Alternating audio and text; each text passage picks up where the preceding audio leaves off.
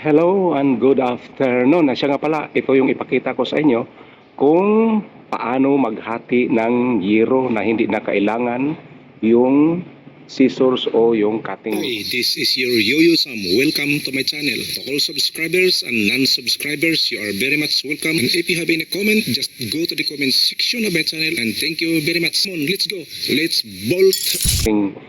Lalo na dito sa area na dito na sa sites na mayroon silang hinahati.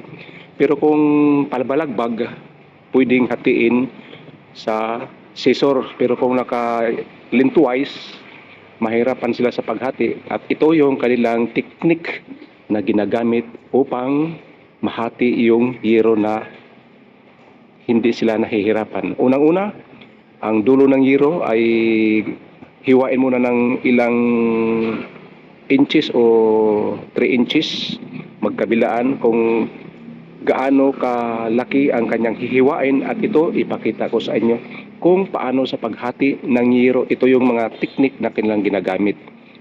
Ayan.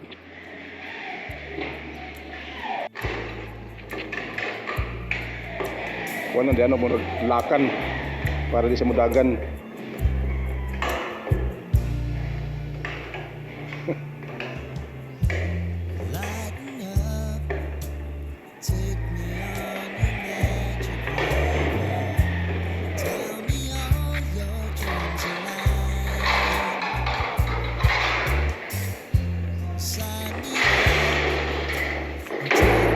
Bawal.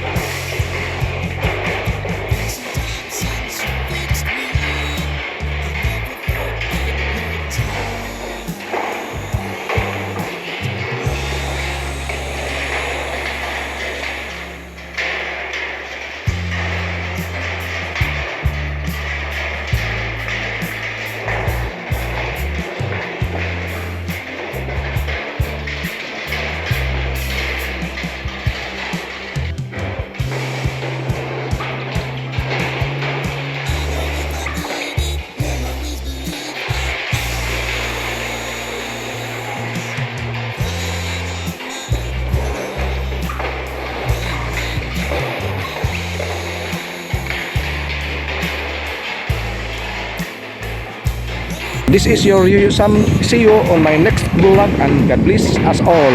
Bye-bye.